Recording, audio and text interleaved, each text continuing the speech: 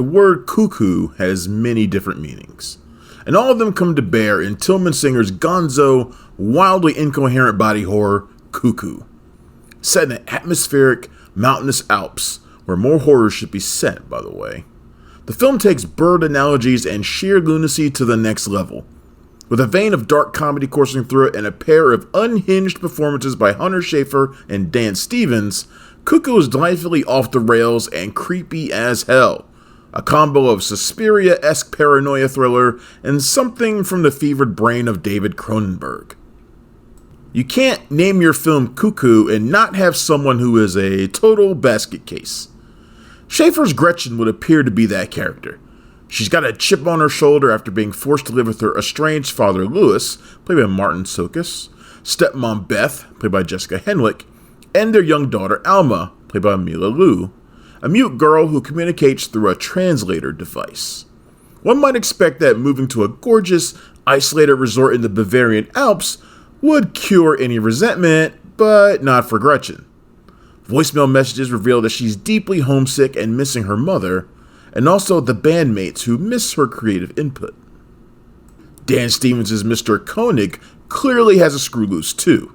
The guy exudes sinister intentions, from his aggressive mispronunciation of Gretchen's name, his insistence that he's a preservationist, to the flute he randomly breaks out of his pocket and plays like some mad Pied Piper. He owns the resort and has Louis helping to design another, but he's got an Eddie Haskell thing going on too. König is too welcoming to be sincere. However, Gretchen, fearing extreme boredom, takes a job at his resort working the front desk.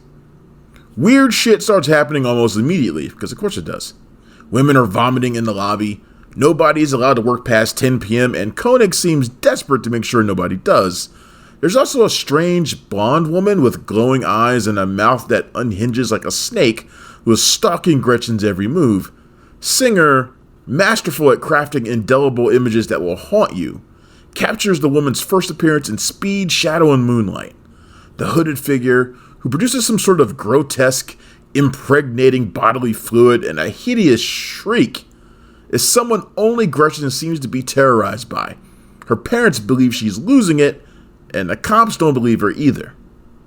With a perpetual scowl and a switchblade in her pocket, Gretchen gives off "don't fuck with me" vibes right from the start. Her parents focused mostly on Alma, who weirdly begins having seizures that necessitate the assistance of chronic disease expert Dr. Bonomo. Gretchen is left to deal with all this insanity alone, well, except for a cop who is kind of a cop and kind of not. As revelations emerge about her mother and the resort's grisly practices, Cuckoo shifts into a demented parable on identity, autonomy, and parenthood. Much as the common cuckoo is a brood parasite that lays its eggs in another's nest to be raised by an unsuspecting host, Cuckoo has many different ideas hiding in plain sight. But Singer doesn't let any one thing dominate. He's got a lot more weird shit on his mind, backed by a Eurosynth score and dizzying visuals. When the hooded woman's siren call is heard, although it really never seems to truly be gone though, the screen rattles as if the world is being shaken apart at its core. That unsettled feeling continues as Gretchen befriends a mysterious guest, Ed, played by Astrid Burgess Frisbee, who she instantly sparks with, but we know their sexual chemistry will have to come with a terrible cost.